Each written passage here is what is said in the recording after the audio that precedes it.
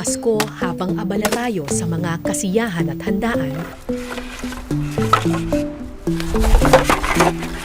Isang tribo ng mga katutubo ang naghahanda sa isang mahabang paglalakbay.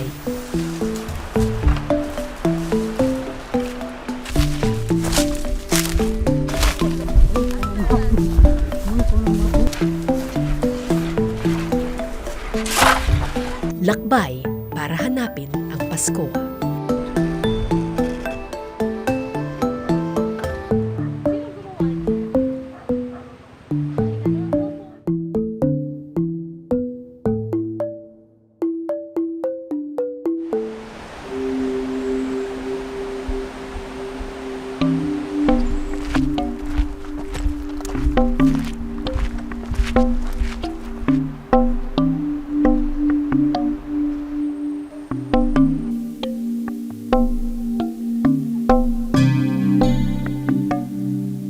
Tao po! Hi, Nay! Kumusta po? Ay, may aso. Hindi nangangagat. Ay, ako po si Kara. Ako po naman si Saida, purpose naman po. Ano po ito? Ganda nito ah. Ito, madam, yung ano, noon, madam, nandoon kami sa ano, Pwede po pang patingin? Sambales, madam. Hindi ako naggagawa ng ganyan, madam. Kasi sagana din kami sa pagkain kaya, madam. Kaso, na ano din Ano po ba kami. ito? Buho, madam. Souvenir, madam, Alicanza. Ano, binibenta nyo to? Binibinta nga, madam, tuwing lang December, madam. Binibinta namin doon sa malayo, madam, doon sa Maynila, madam. Sa edad na 63, si Saida ang pinakamatanda sa tribo ng mga Aita sa sitio Bukid, Cabalan, Zambales. Halos 3 dekada na siyang pabalik-balik sa Maynila, naglalakbay tuwing Pasko. Kasi mula pumutok yung bulkan, madam, na-evacuate na kami dito, madam. Nagtitinda ako noon ng pana, madam. Kaya nakilala ko doon, madam, sa Maynila. Hindi sanay sa syudad ang mga Aita. Mas gusto nilang mabuhay sa bundok.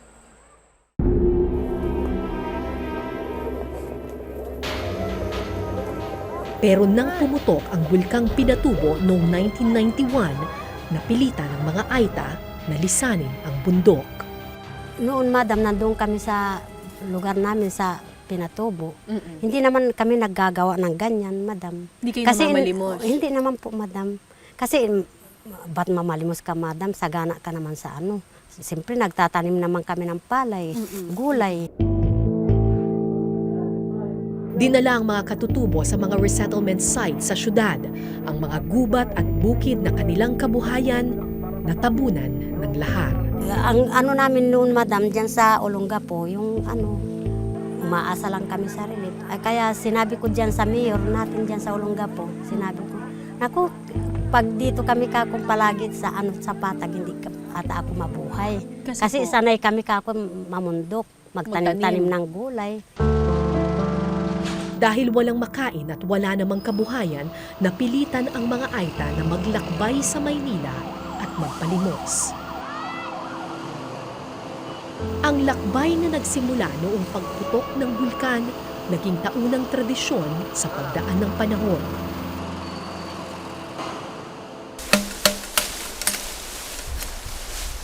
Pitong taong gulang lamang si Arturo nang dalhin siya sa Maynila ng kanyang ina. Naranasan ko rin po yun, ma'am. Mamasko. Manghingi. Naranasan ko rin po yun dati. Nung bata pa po ako. Oo. Bakit parang pong nahihiya po kayo? Ngayon po, nahiya na po ako dahil ano na po ako eh.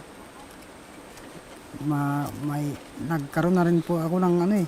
Ba't po? Tamang pag-iisip, madam eh. Masakit po talaga yun, madam, kasi para kang ano po eh, yung lumpo. Hindi mo alam magtrabaho. Tsaka yung mga pinagsasabi pa ng mga tao pag minsan, masasakit. Ganun. Anong sinasabi po sa Mga inyo? kulot, mga ita, ganun. Ayun na naman yung mga ita, oh.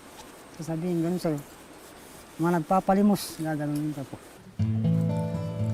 Mula noon, ipinangako ni Arturo sa kanyang sarili na pagdating ng panahon, iaangat niya ang kanyang dignidad at lalaya sa kahihiyan ng nakaraan. Pagka bumabok po kasi yung mga kulot sa Maynila, madam, iisipin na, magpapalimos na naman yung mga yun. Kaya pag ngayon po, nag-isip po kami, gumawa kami ng ganito para pag pupunta kami, bumibili ng Maynila, may dala po kami ng ganito. Tsaka di kami namamalimos. Umaasa si Arturo na sa pamamagitan ng mga kawayang alkansya, mahihikayat niya ang mga katutubo na baguhin ang tradisyon ng pagpapalimos at maiangat ang imahe nilang mga katutubo. Ang galing naman. Saan ka natuto ng ganyan? Katang isip ko lang po, madam. Katang isip mo lang. Ano ito yung mga nakikita mo sa sa gubat? Opo.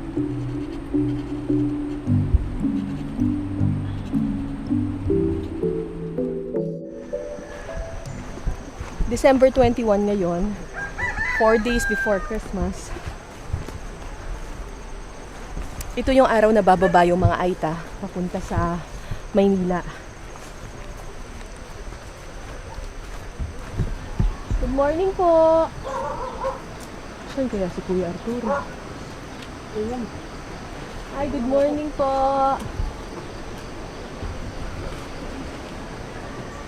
Ito yung mga bebenta mo. Good morning po, Kuya! Good morning po. Ay, tinanghali ng gising si Kuya.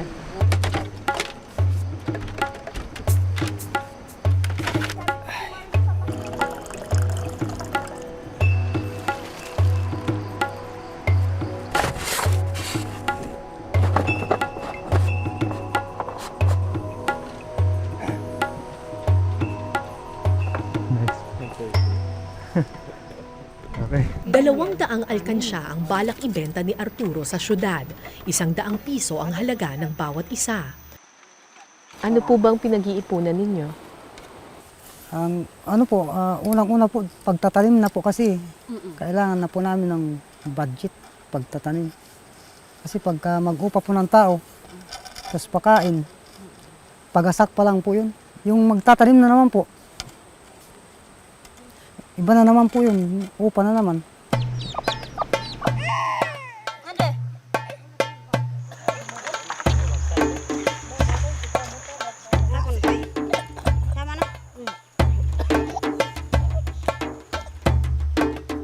Kung siswertihin sa Pasko, maaari raw silang kumita ng 9,000 piso.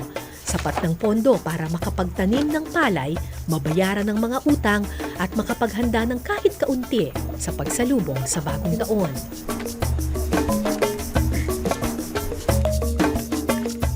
Isang oras ang lakad pababa ng bundok.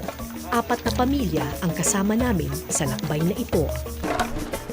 So si Kuya Arturo merong dalang mga nasa mga 70, 75 na mga kawayang alkansya. Ako 11 itong dala ko. Meron din sila I think mga 80 rin. So almost 200 pieces ng kawayang alkansya yung dala namin. Pero ang sabi nila last week daw ay nagbaba na sila ng mga ganitong alkansya sa Malolos tsaka sa Maynila. Ang mission nila ay makabenta ng 800 pieces ng alkansya para meron silang pampuhunan sa pagsasaka at kahit pa paano makapag-celebrate naman ng late Christmas or bagong taon.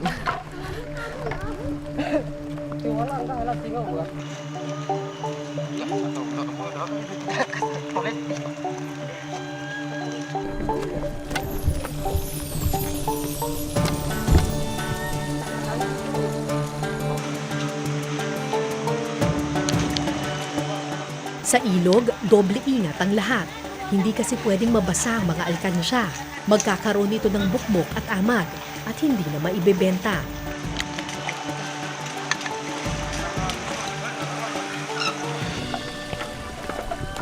Dahil halos lahat ng pamilya magtutungo sa Maynila, kasama sa lakbay, pati mga bata at sanggol. Walang tsinelas yung bata? Hindi na ibilihan sa hapon ba na po. Eh maglalakad dito ng walang tsinelas?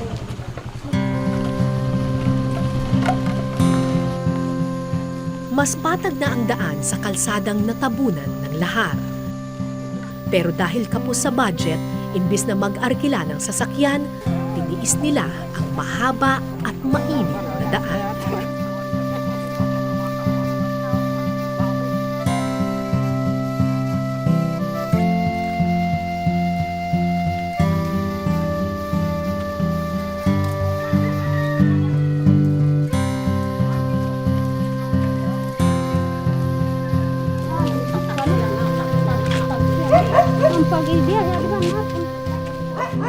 Tanghali na nang marating namin ang poblasyon.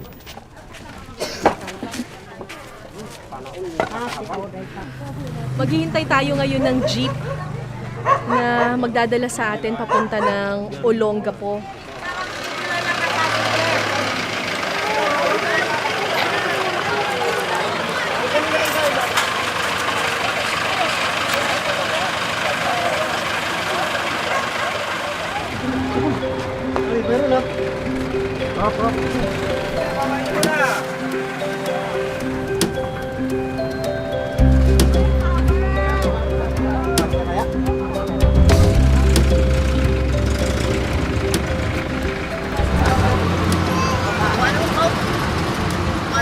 Sa Presidential Decree 1563, yung dapat kasama dyan yung sa mga kalsada, ma'am, na nangangaroling. Kung tutuusin kasi pagka nangihingi ng pera, tama naman din yon.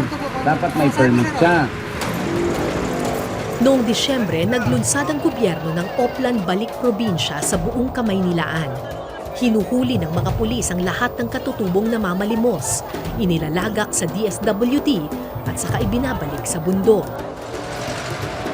Ano kaya ang naghihintay na kapalaran kina Arturo at Aling Saida?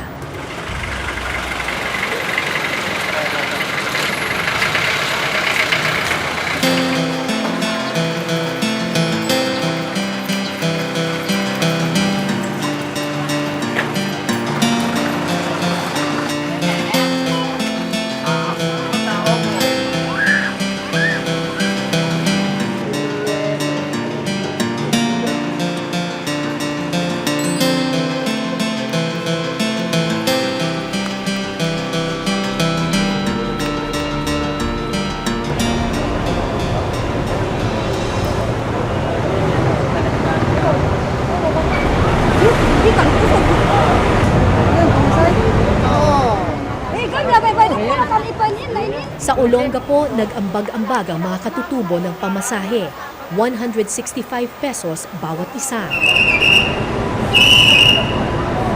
Sakay na po kayo, sakay na po.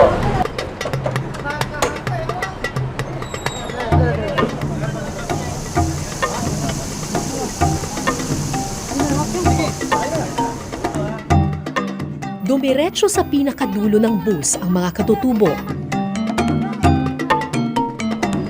Sa likod sila pinapasakay. Sa likod ng bus. Yun yung, Hindi mo maiwasan yun yung reality talaga na Oo, yung ibang pasahero medyo na naiilang. nila. Oo. Alam na rin nila sila na yung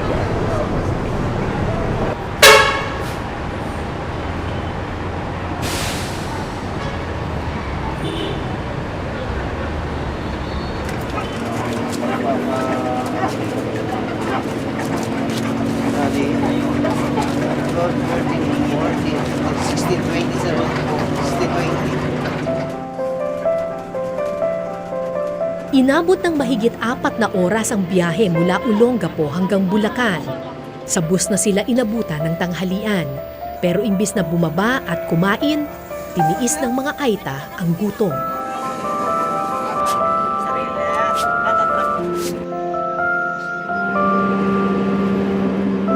Biyaheng Caloocan ang bus na kanilang sinakyan.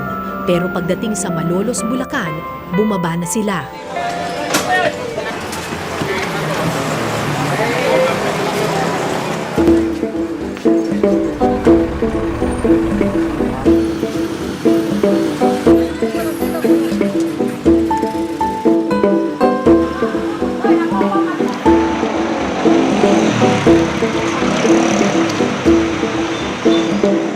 Makulimlim na ang langit ng mga oras na iyon. Nagbabadya ang ulan. Ulan na ngayon so naghahanap lang nila sila ng masisilungan. Parang meron na ata silang talagang pwesto dito kasi nakikita ko may mga iba na rin katutubo na nandito.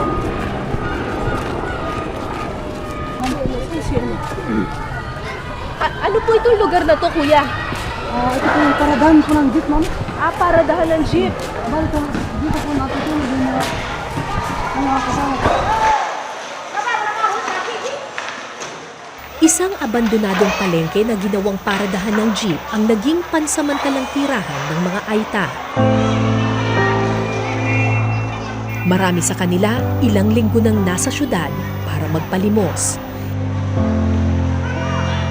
Iilan lang ang mga tulad ni Arturo na may dalang produkto at magtutungo sa Maynila ng taas noo.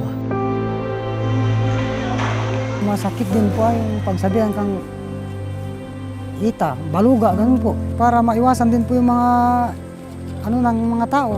Yung pagsabihan ka ng ang lalakas ninyo, hindi naman kayo paghanap buhay. Eh, tama nga naman po yun kung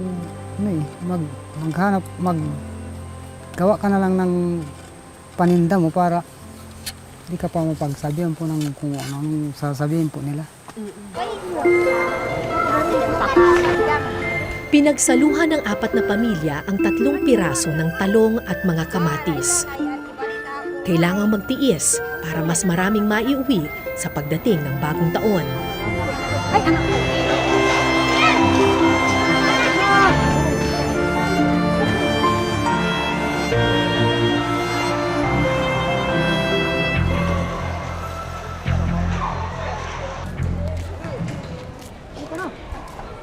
Pagkatapos man ng halian, diretso sa kalsada ang mga aita. Hindi para manghingi, pero para magbenta ng mga alkansya.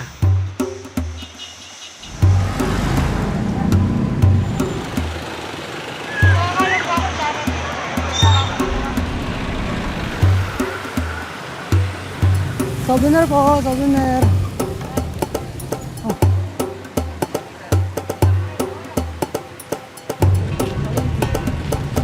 Souvenir, ma'am.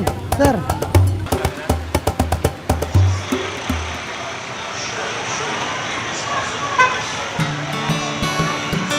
Ma'am, souvenir po. Ma'am, souvenir. Gabi na nang matapos sila sa pagtitinda. Dahil pabugso-bugso ang ulan, nahirapan sila sa paglalako. Mahigit 10 alkansya lamang ang naibenta nila sa araw na ito. Pero hindi sila nawawala ng pag-asa.